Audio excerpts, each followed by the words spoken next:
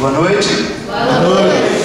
Só colocar o tema sobre ânimo, né? Todo mundo fica desanimado. Eu nunca vi tanta gente falando que está desanimada igual nesse mês de julho, sabia? De verdade. Eu acho que liberou geral, assim, fez o pessoal se soltar. Eu recebi uma mensagem lá de socorro, lá no Guanabi, né? Que o pessoal estava morrendo de frio aqui, que a gente voltasse, trouxesse o calor, então a gente veio mais rápido, a gente pretendia ficar mais uns dias. Eu soube que vocês estavam com muito frio aqui, então Deus é tão bom, né? Porque a gente, às vezes vai uma semana, o frio vem na outra, às vezes vai depois, o frio vem antes, é tudo trocado, que bom. Olha, para a gente finalizar o nosso mês, quero meditar no livro de Juízes, no capítulo 6, vão abrindo na sua Bíblia aí. Graças a Deus tivemos 20 dias ali com a família, nunca ficamos tanto tempo, né? Não só em quantidade de dias lá com a família, mas também em tempos de férias. Geralmente a gente ficava uns 12 dias e tempos de sair. A gente ia 2 vezes no ano, 1 vez no ano. Dessa vez a gente ficou 2 anos que bateu uma carência assim, de filho dos pais, da família. Mas foi muito gostoso estar ali com os familiares. Trago também saudações da nossa igreja, dos irmãos lá de Guanabi. Quem esteve lá, cheguei a pegar um dia, estava tendo um congresso com o pastor, doutor com seu chefe, foi muito legal também. Então, Deus sempre nos proporciona relacionamentos, amizades, foi um tempo muito gostoso. Eu também creio que alguns viajaram, descansaram, outros vão sair, estão viajando, mas é isso aí, a vida continua. Vamos tocar o barco. Gideão 6, todo mundo encontrou aí? Vou pedir o Regis para ligar uma luz aqui na frente. Para mim, por favor. Isso, meus olhos. Deixa aberto na sua Bíblia, que a gente vai meditar um pouco em todo esse texto. E eu vou procurar ler, de acordo a gente já ir tirando algumas lições aqui para a nossa vida. O tema é o mesmo aqui do mês, seja forte e corajoso. Só para a gente entender esse livro de Juízes. Agora pode apagar de novo. Qual é a situação que a gente vê nesse livro? No livro de Juízes não havia liderança. Logo após Josué não preparou líder, o povo ficou sem liderança. Cada um fazia o que queria, era uma verdadeira sociedade alternativa no sentido pejorativo, né? Cada um fazia o que o seu mal desejava. Um outro detalhe do livro de Juízes é que com a desobediência do povo, Deus os deixava ser dominados pelos seus inimigos, porque Deus tinha uma aliança com o seu povo. O relacionamento com Deus é com base na aliança, num compromisso. Se você anda comigo, eu vou andar com você. Como o povo preferia separar de Deus, viver de acordo com os seus pecados e desejos, naturalmente os seus erros traziam consequências. E as consequências, eles estavam ali desfrutando dessas consequências sem a ajuda de Deus que eles haviam rejeitado. Às vezes a gente lê, parece que é Deus que está causando no povo. Mas a gente tem que lembrar da aliança que existe entre Deus e o povo. Tudo bem? Um outro detalhe nesse livro de Juízes, agora no capítulo 6, é que o povo está sendo dominado por uma nação, os midianitas. E o que acontecia? Tudo que o povo plantava, naquela época vivia de agricultura, tudo que o povo plantava, os inimigos entravam na sua nação e roubavam tudo deles. Aí a gente chega no capítulo, no versículo 11, que está um poderoso guerreiro chamado Gideão, escondido, malhando trigo ali, com medo dos seus inimigos. Essa é a situação do texto que a gente está vendo aqui. Então a gente poderia perguntar, por que dá o tema de ser forte e corajoso num texto onde você tem um medroso, né? Uma nação que está sofrendo as consequências dos seus erros e estão ali escondidos, com medo dos seus inimigos, que eles mesmos encontraram, que eles mesmos criaram, né, pela desobediência a Deus, largaram a aliança com o Senhor e estão ali sofrendo essas consequências. Vamos ver então algumas lições, queridos, para que a gente verdadeiramente seja forte e corajoso. Eu queria ler com vocês do versículo 1 ao 11. Agora sim, dá uma olhada aí no seu texto. A gente vai lendo e meditando na palavra do Pai. Capítulo 6 de Juízes, olha na sua Bíblia aí, por favor. De novo, olha o que o texto diz. De novo, os israelitas fizeram o que o Senhor reprova. E durante 7 anos, Ele, Deus, os entregou nas mãos dos midianitas. Os midianitas dominaram Israel. Por isso os israelitas fizeram para si esconderijos nas montanhas, nas cavernas e nas fortalezas. Sempre que os israelitas faziam as suas plantações, os midianitas, os amalequitas e outros povos da região a leste deles as invadiam, acampavam na terra e destruíam as plantações ao longo de todo o caminho até Gaza, e não deixavam nada vivo em Israel. Gaza, se você se lembrar, a faixa de Gaza é onde existem os grandes conflitos lá no Oriente Médio. Nem ovelhas, nem gado, nem jumentos. Versículo 5, eles subiam trazendo seus animais e suas tendas e vinham como enxames de gafanhotos. Era impossível contar os homens e os seus camelos. Invadiam a terra para devastá-la. Por causa de Midian, Israel empobreceu tanto que os israelitas clamaram por socorro ao Senhor. Quando os israelitas clamaram ao Senhor por causa de Midian, ele lhes enviou um profeta que disse: assim diz o Senhor, Deus de Israel: tirei vocês do Egito, da terra da escravidão. Eu os livrei do poder do Egito e das mãos de todos os seus opressores. Expulsei-os e dei a vocês a terra deles. E também disse a vocês: eu sou o Senhor, o seu Deus. Não adorem os deuses dos amorreus, em cuja terra vivem, mas vocês não me deram ouvidos. Versículo 11: então o anjo do Senhor veio e sentou-se sobre a grande árvore de Ofra que pertencia ao abiezrita Joás. Gideão, filho de Joás, estava malhando trigo num tanque de prensar uvas para escondê-lo dos midianitas. Então o anjo do Senhor apareceu a Gideão e lhe disse: o Senhor está com você, poderoso guerreiro. Primeira coisa que a gente tem que pensar aqui, queridos, se a gente quiser ser forte e corajoso, é não abrir esconderijos para nós. Israel estava abrindo esconderijo por tentar se livrar das consequências dos seus próprios erros.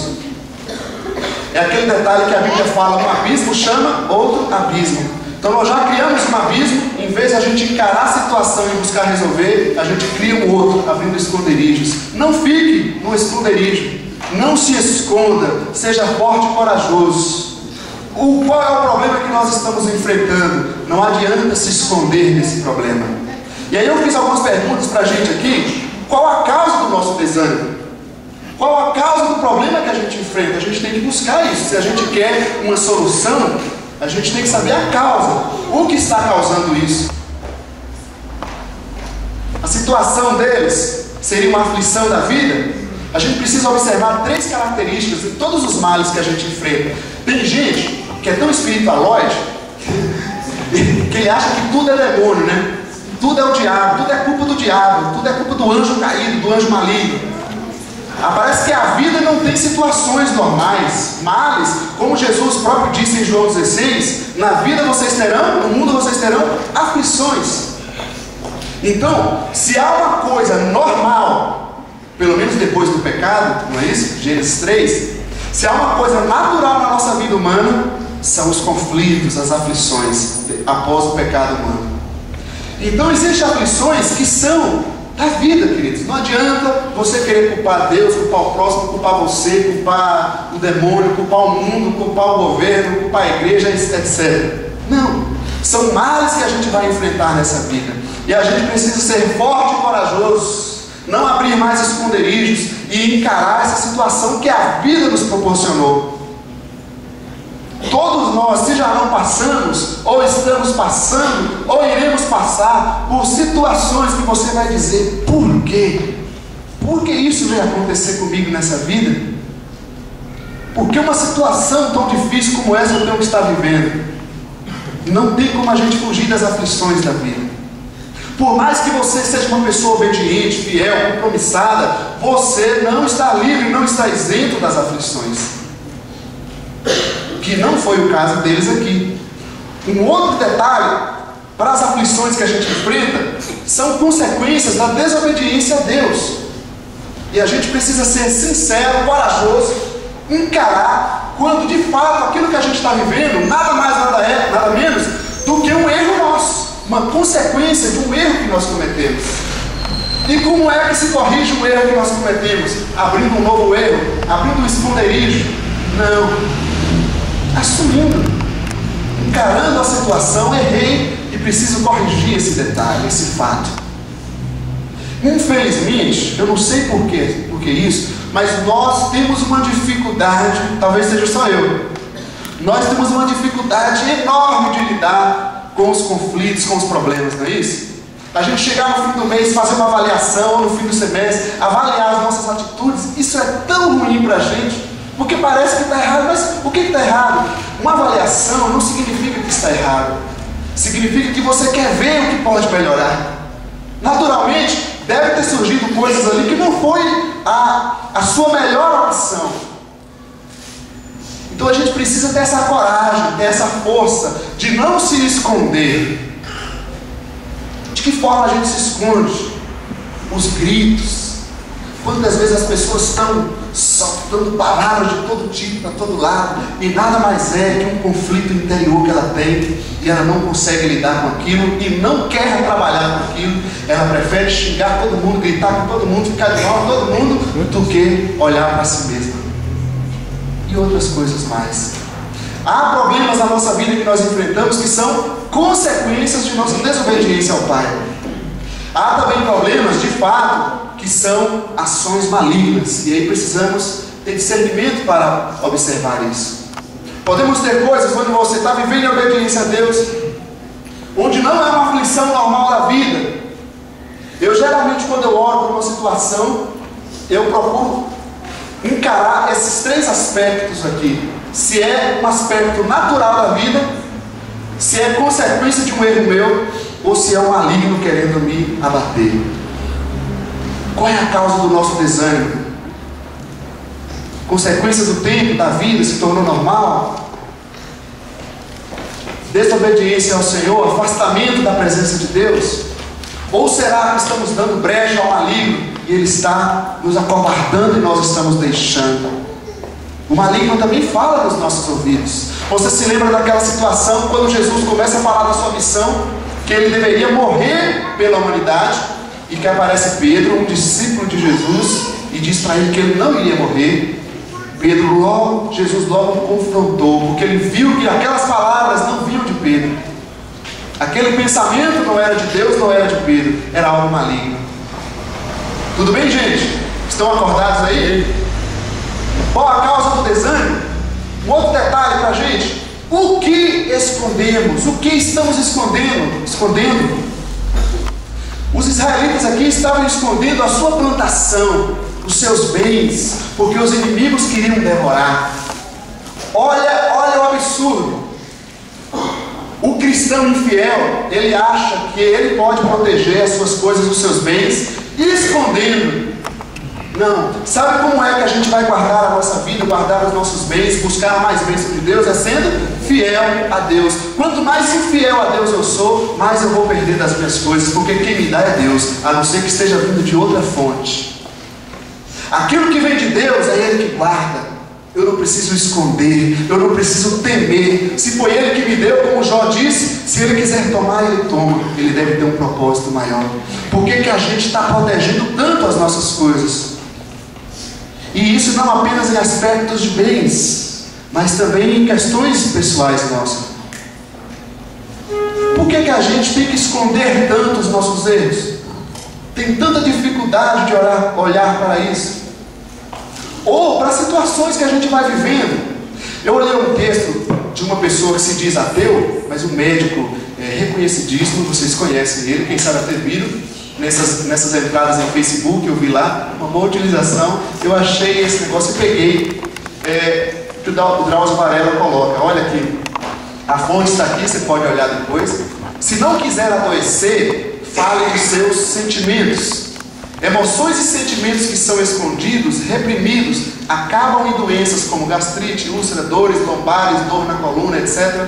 Com o tempo, a repressão dos sentimentos degenera até em câncer. Então vamos desabafar, confidenciar, partilhar nossa intimidade, nossos segredos, nossos pecados. O diálogo, a fala, a palavra é um poderoso remédio e excelente terapia.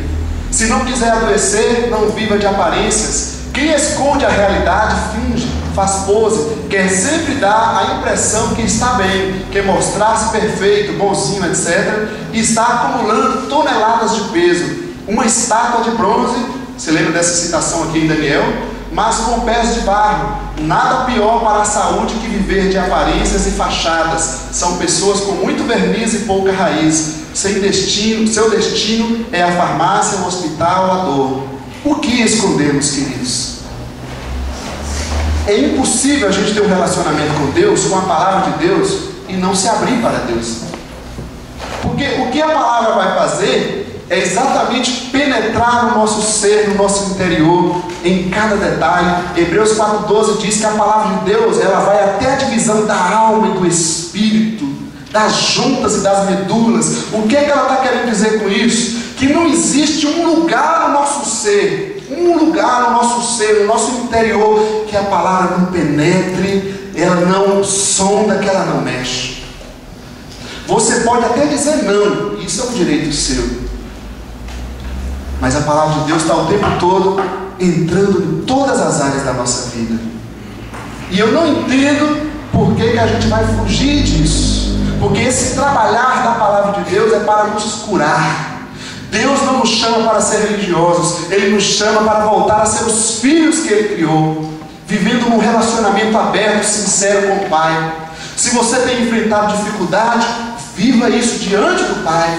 Se o ódio veio no teu coração, seja aberto e fala com o Senhor.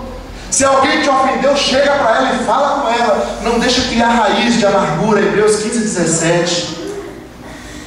Fale de seus sentimentos, daquilo que a gente esconde. Não tenho que esconder nada, porque quem me justifica é Jesus.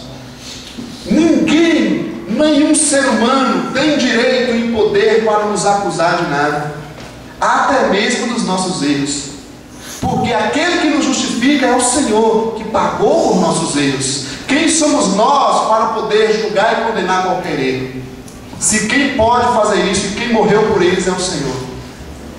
Então, não se esconda, saia do esconderijo, seja ele emocional, espiritual, físico, relacional, não importa.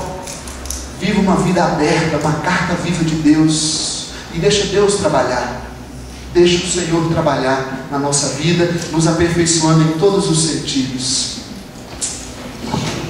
Um outro detalhe sobre ainda o esconderijo é entender qual a solução.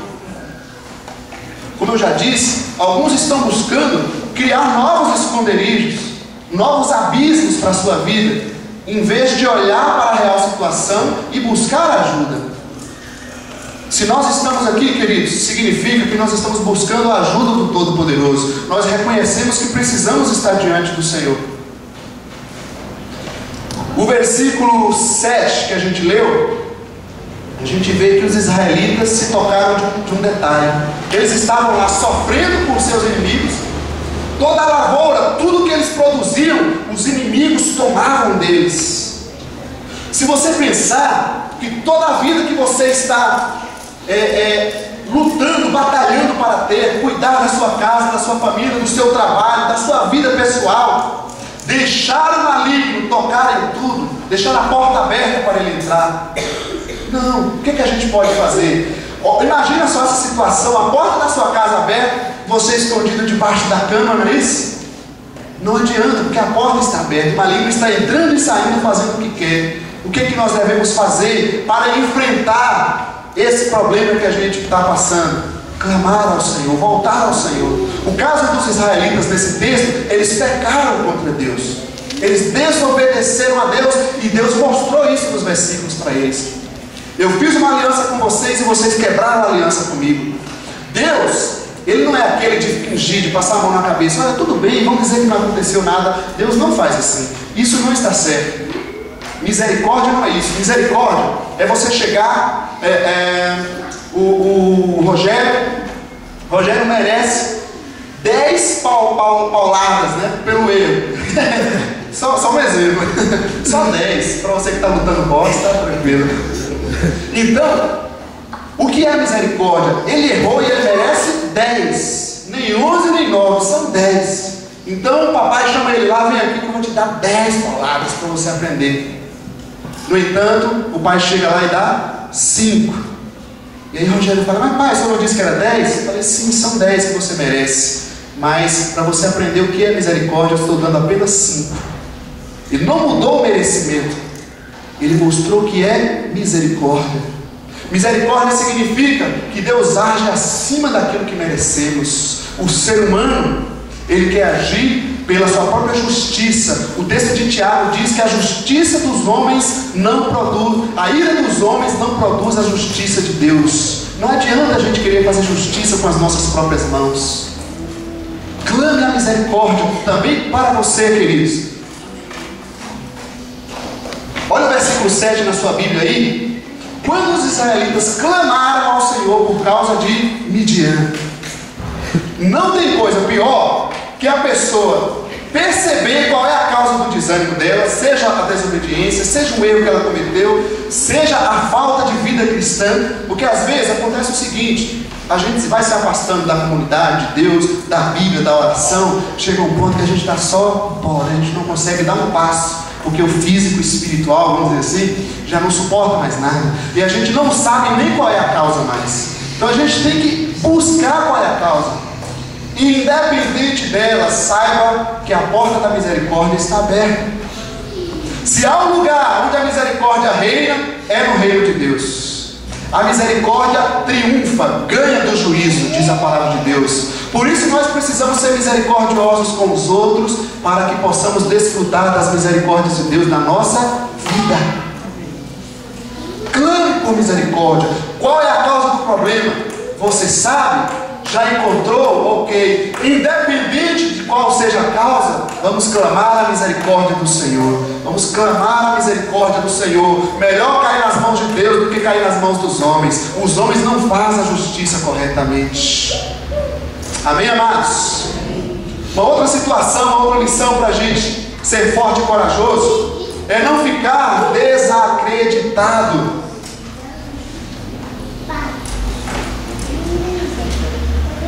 Dá uma olhada na sua Bíblia.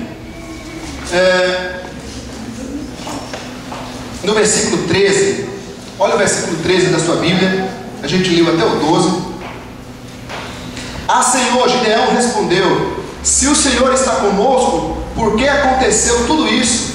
Onde estão todas as suas maravilhas que os nossos pais nos contam quando dizem: não foi o Senhor que nos tirou do Egito?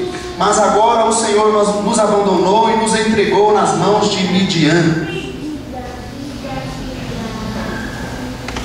Olha, você mexer com alguém desacreditado, o camarada tinha acabado de receber uma palavra de Deus chegar para ele: o Senhor está com você, poderoso guerreiro.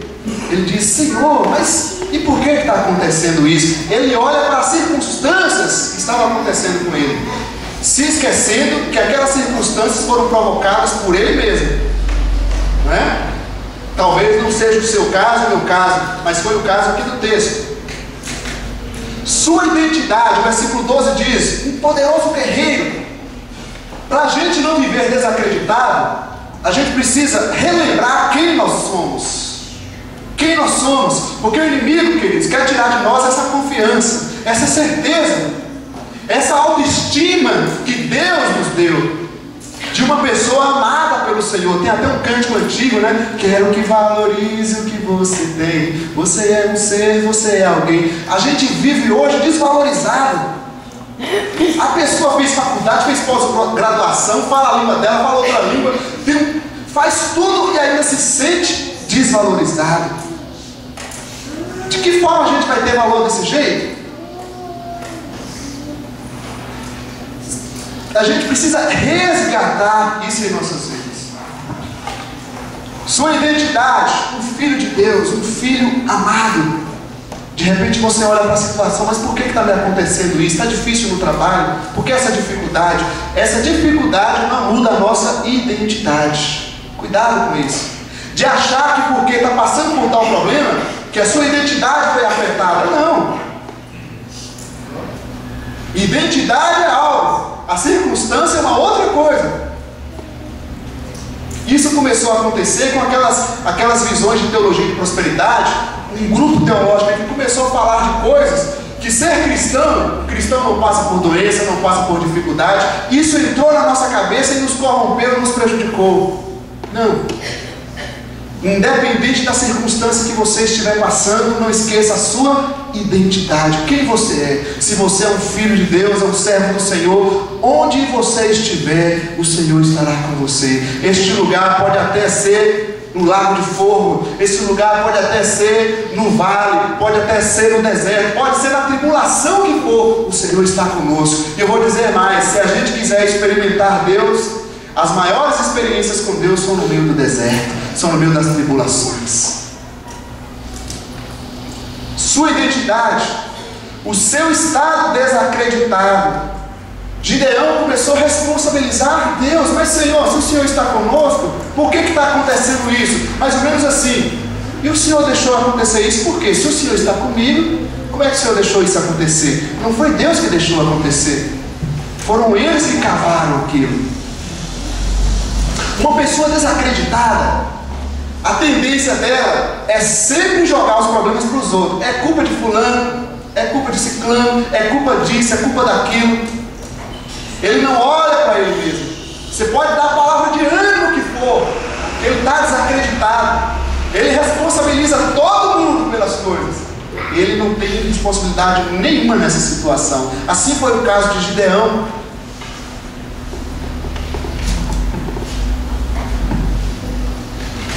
Eu fico imaginando como o desacreditado recebe a palavra de Deus.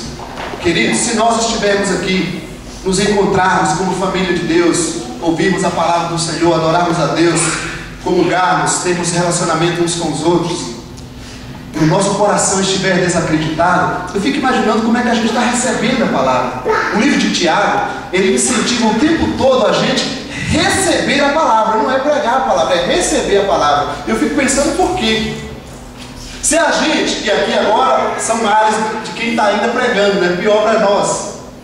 Porque a sensação que dá muitas vezes é que nós não estamos recebendo a palavra, acreditando nessa palavra que nós professamos crer. Como é que o desacreditado está vendo tudo isso? Se você chega e deixa uma palavra de Deus, olha, o Senhor vai abrir uma porta. Ele fala, será mesmo, rapaz? Eu já vi, outro dia uma pessoa falou essa mesma coisa lá, sabia? Aí você chega e fala, olha, vamos fazer isso, isso, isso. Nossa, mas há tanto tempo que eu estou aqui, fulano já tentou, não deu certo, deixa de lado. Você vai ver, daqui a pouco você vai cansar. Tudo que você tentar, todo o teu ânimo, o desacreditado joga água fria em cima. Na família, na igreja, em todos os relacionamentos é assim. Deus se apresentou diante da pessoa, falou com ele, e ele está lá, será, Senhor? Aí você lê a Bíblia, não é verdade. Não fique desacreditado. Lute até contra a sua incredulidade. Há momentos na vida, queridos, que até a nossa fé pode ser abalada. Até a nossa fé pode ser abalada. Por isso que o amor está acima. Se a gente amar a Deus de fato, até os momentos difíceis, se você não passou ainda, pode esperar que pode acontecer. Que a nossa fé pode ser abalada, que nós podemos duvidar. Os discípulos duvidaram. Por isso que Jesus chegou no final da sua missão, chegou perto de Pedro, lá em João 21. Pedro, você me ama? Jesus não perguntou, você continua crendo em mim? Porque ele negou, ele duvidou. Ele quer saber do amor. Não fique desacreditado. Mais um detalhe para a gente, não fique acomodado. Vamos olhar no versículo 14 em diante. Vou ler apenas o 14 e 15, eu gosto demais desses dois versículos aqui. Dá uma olhada na sua Bíblia. O Senhor se voltou para ele, Gideão, e disse: com a força que você tem, vá libertar Israel das mãos de Midian. Não sou eu quem o está enviando? Aí ele responde: Senhor. Respondeu Gideão: como posso libertar Israel? Meu clã, minha família é a menos importante de Manassés, e eu sou o menor da minha família. Aí o Senhor: eu estarei com você. Continua a palavra. Não fique acomodado. Veja, quando Deus se apresenta diante de Gideão, ele não diz: fica aqui então, já que você está desanimado, desacreditado, senta aqui que eu vou lá fazer por você. Deus não faz isso. Deus diz: use a tua força e vai lá libertar Israel. Eu fico imaginando a cabeça daquele guerreiro naquela situação.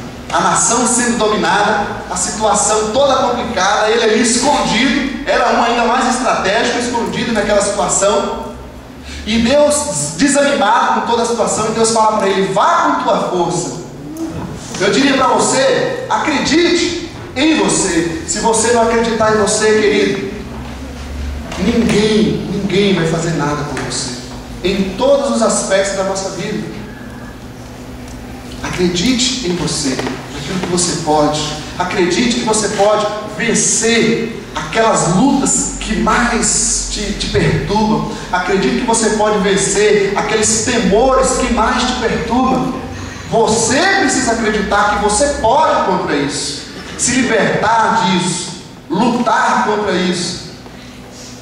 O maligno quer dizer para nós: você não pode, você não pode. Eu posso porque Jesus já venceu o mundo, e eu posso vencer também. Por isso que nós precisamos acreditar em nós e acreditar em Deus, como diz o texto: vá com tua força, sou eu que estou te enviando.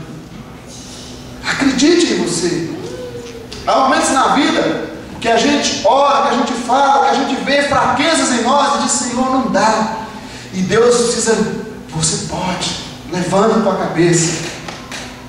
Só que tem um detalhe aqui: não é eu posso, pensando apenas no humanismo, apenas na minha própria força. É acreditar em mim porque Deus está comigo, porque Ele está me enviando, Ele está dizendo: eu posso. Tem pessoas que dizem: eu não posso fazer isso, eu não posso fazer isso. Se você estiver agindo pela sua própria força, você não pode mesmo. Mas se você crê de fato no Senhor, eu digo para você: você pode vencer isso. Você pode lutar contra isso. Você pode se levantar contra essa situação. Deus te usa com suas limitações, ou pelo menos te chama. A justificativa de Gideão foi: minha família é a menor. Aí você diz: eu sou o mais fraquinho aqui, o menos capacitado, eu não tenho nenhuma habilidade, eu não tenho coragem de falar para aquela pessoa. Vá lá e fale. Eu me lembrei de uma situação agora que o pastor Ralph Negro falou no congresso de células, que ele tinha uma pessoa da célula dele, um irmão já da igreja e tal, e ele teve um conflito com alguém, o negócio esquentou um pouco. Então esse irmão procurou ele para lá conversar com aquela pessoa, porque o negócio pegou fogo, não estava dando certo. O pastor Ralph, muito experiente na caminhada, ele falou: meu filho, vá você e converse com ele. Aí ficou meio irritado assim, como já era um senhor, a gente teme um pouco, né, ficar exaltar tanto. Mas pastor, eu já briguei com ele lá, mas só que eu vou lá. Exatamente, por isso foi você que brigou, então você vai lá e conversa com ele. Após você ir conversar, se não tiver jeito, aí a gente vê o que a gente faz. Então foi aquele irmãozinho lá, com a cara e com a coragem, forte e corajoso, bateu na porta do irmão, foram conversar, sentaram, oraram, jejuaram, tiveram ali uma bênção de Deus, ligou, voltou lá para o Ralph, todos alegres, contando o que aconteceu. Muitas vezes a gente está tomando a situação da mão das pessoas. Não, vá você e faça, sou eu que te envio. Vá você e converse. Qual é a situação? Chama a pessoa e conversa. Amém, amados? Ser forte e corajoso.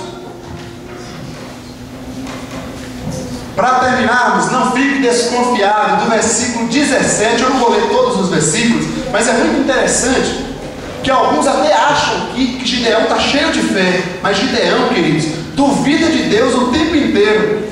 Deus falando com ele, mostrando para ele, ele está duvidando. Deus comprova e ele continua duvidando. Um guerreiro poderoso e medroso. Faltou o texto acrescentar isso. Olha o versículo 17 aí na sua Bíblia. E Gideão prosseguiu: se de fato posso contar com o teu favor, dá-me um sinal que és tu que estás falando comigo. Aí eu vou lá agora para o versículo 22. Quando Gideão viu que era o anjo do Senhor, exclamou: ah, Senhor, o soberano! Viu o anjo do Senhor face a face. O 23. Disse-lhe, porém, o Senhor: paz seja com você, não tenha medo, você não morrerá. Aí o texto vai continuar. Gideão tem algumas atitudes, mas ele volta a temer, volta a duvidar, volta a questionar Deus, pedir sinal para Deus. Tem gente que duvida tanto, que pede sinal para Deus, se deve orar por alguém. Eu já vi gente falando, não perguntar para Deus se eu devo orar por aquela pessoa. Esse aí ele precisa fazer um exame de vista, eu acho que ele não está lendo a Bíblia, não pode, né, queridos? Ele deve orar, se deve abençoar alguém, se deve ajudar. Orar, se deve fazer missões, se deve pregar o Evangelho. Eu nunca vi essa história na minha vida, na Bíblia. Não fique desconfiado. Duvida, Deus comprova. Aí ele realiza a primeira tarefa, mas ainda com medo. Ele realiza com medo. Deus manda Gideão destruir os altares idólatras que existiam na sua terra. O que ele faz? Com medo da família e dos seus amigos, da vizinhança, ele faz de noite escondido. O fato de estar escondido é muito interessante, porque a gente pode estar vivendo uma vida cristã escondida, né? O agente secreto de Deus aí, o espião pelas empresas, pelas escolas, e a gente vai se escondendo disso tudo, com medo das pessoas, do que elas vão pensar. Quando nós não tomamos uma postura de coragem, de ser forte, de manter a nossa posição daquilo que a gente crê, daquilo que a gente pensa, as pessoas vão pisar e vão fazer o que quiser com a gente. Se você quiser ser meu amigo, seja, mas eu sou essa pessoa. Eu creio no único Senhor, no Senhor Jesus como o caminho, a verdade e a vida. Somente Jesus nos leva até Deus. Se você quiser andar comigo, será dessa forma. Se não, se isso te impede de ser meu amigo, de ser meu parceiro, fique impedido. Eu não vou mudar minha posição. Amém? Duvida mais, Deus comprova. E aqui eu queria colocar: enfrente teu inimigo em nome do Senhor. Se o teu inimigo é o medo, é a covardia, não tem coragem de falar, não tem coragem de conversar sobre aquela situação, não tem coragem de pedir perdão, não tem coragem de mudar tal situação, só tem um jeito, amados, é enfrentar a situação. Criar esconderijos é criar novos abismos, novos problemas. Se esconder do mal, que é tão comum na nossa vida, não vai nos ajudar em nada, em nada. Por isso que algumas pessoas chegam a tal ponto que elas precisam mesmo fazer terapia, sejam elas psicológicas ou espirituais, precisam ser tratadas, porque se acovardou tanto que o medo não apenas nasceu no seu coração, mas ele dominou o seu coração. E quando isso já foi afetado, aí só um tratamento para lidar com ele. Então, enquanto nós estamos enfrentando o desafio, se levante, mantenha a postura. Alguém já disse que coragem não é falta de medo. Se você tem medo, eu também tenho medo. O temor vem, o medo bate na porta. Quando o medo bater na porta, lembra que em 1 João 4,20, o amor de Deus lança fora todo medo. Tenha coragem de perseverar, de dizer: Senhor, eu estou com medo, mas eu estou aqui em Ti. Eu vou permanecer firme. Senhor, isso está me abalando, mas eu vou permanecer firme em Ti. Não vou acovardar diante dessa situação. Amém, amados? Amém?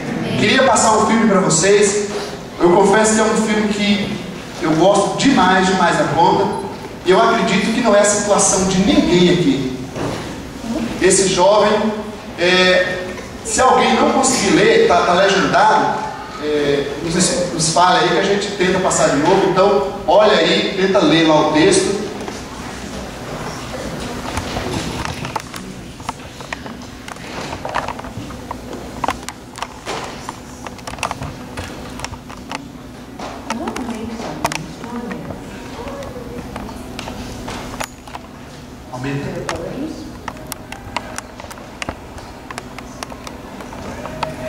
Their talent, or simply their smile.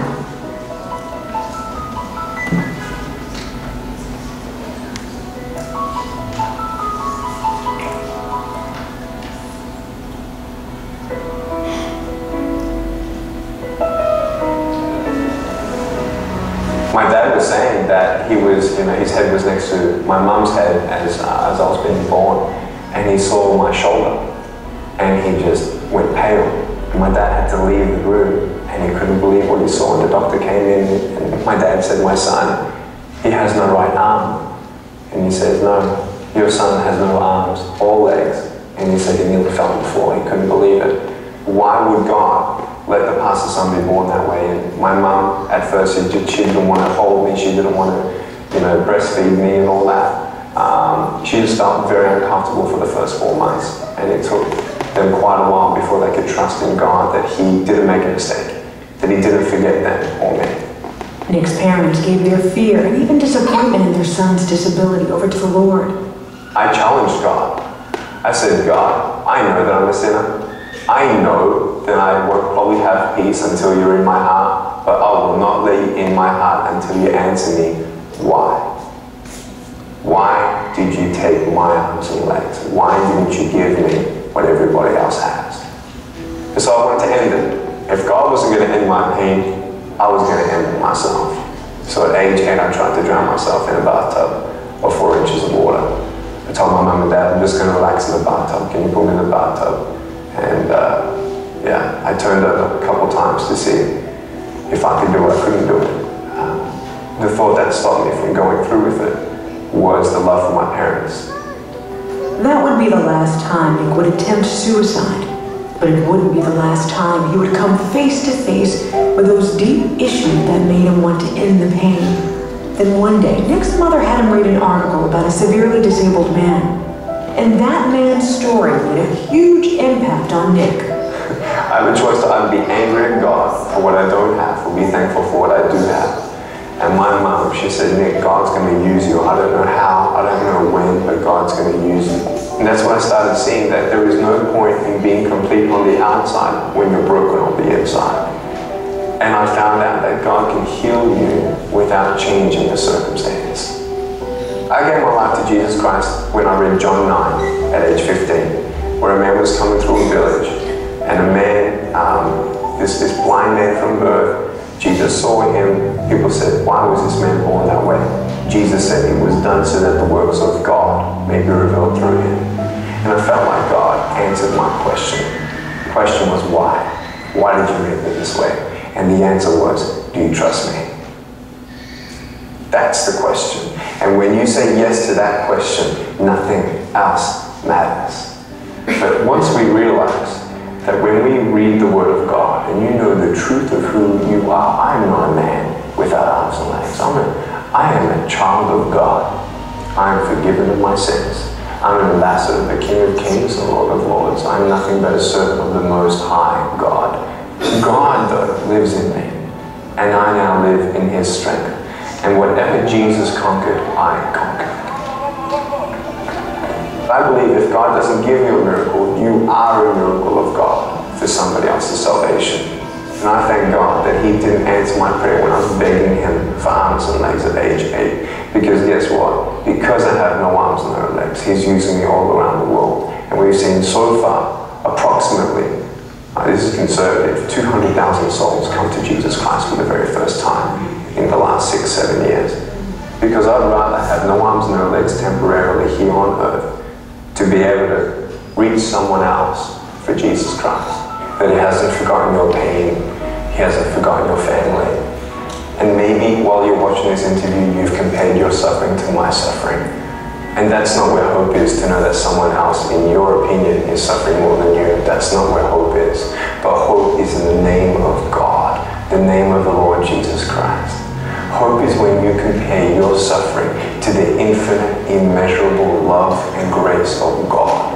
Isaiah 40, verse 31 says, those who wait upon the Lord will renew their strength. They shall mount up on wings as eagles. I didn't need my circumstance to change. I don't need arms and legs. I need the wings of the Holy Spirit. And I'm flying because I know Jesus is holding me up.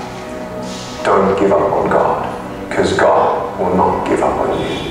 Chega momento que você pensa que se mais uma coisa ruim acontecer em sua vida, você irá desistir. Neste momento você sente, isso vai ser impossível. Não vou superar. Vou demonstrar.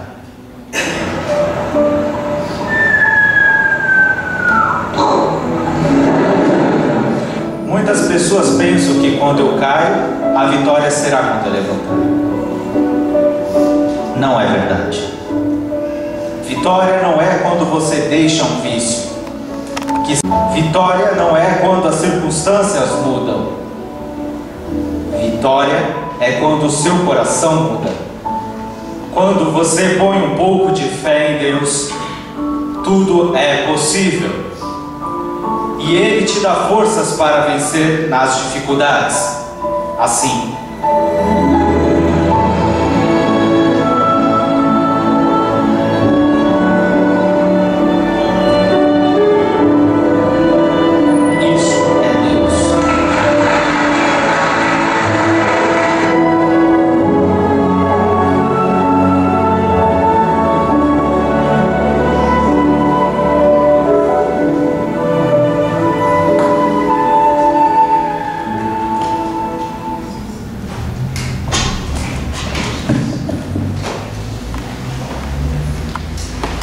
tem alguém que está passando essa situação do Nick?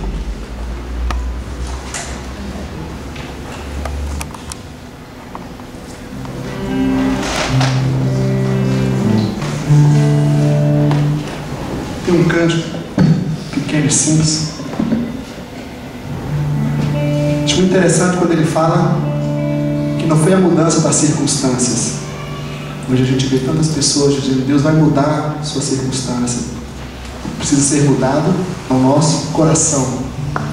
Quando você tem um novo coração, você tem uma nova visão da vida, das coisas. Você vai olhar diferente, vai agir diferente. Você vai lutar contra essa circunstância que está te trazendo tanto mal. Outros preferem se entregar a essas circunstâncias. Queria que você cantasse esse coro. Eu vou cantar uma vez. É muito simples.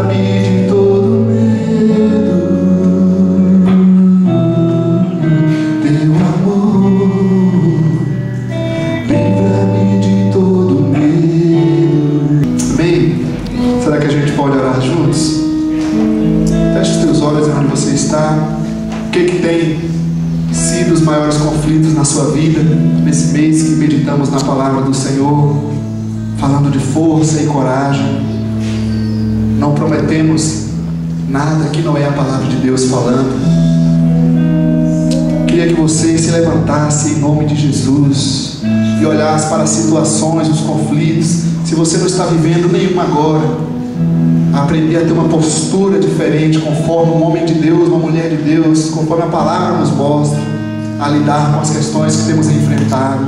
Todos nós enfrentaremos medos, tribulações. Podemos fazer como Nick, que não tem os dois braços e as pernas que nós temos, e é um homem mais conhecido. E eu diria que faz muito mais, quem sabe todos nós juntos aqui, levando ânimo, uma palavra de fé pelo mundo afora. Ele poderia ter escolhido, ter se jogado nas dores, ter se suicidado. Ele preferiu acreditar no Senhor da vida, que Ele tinha um propósito soberano naquilo. Queria te convidar a entregar teu coração, querido, teu coração para Deus. Não apenas a tua situação, mas o teu coração verdadeiramente. Dizer: Senhor, nada pode mudar na minha vida, tudo pode se complicar, mas meu coração é teu. Essa é uma decisão tua. Entrega teu coração ao Senhor, tua vida a Jesus completamente, verdadeiramente.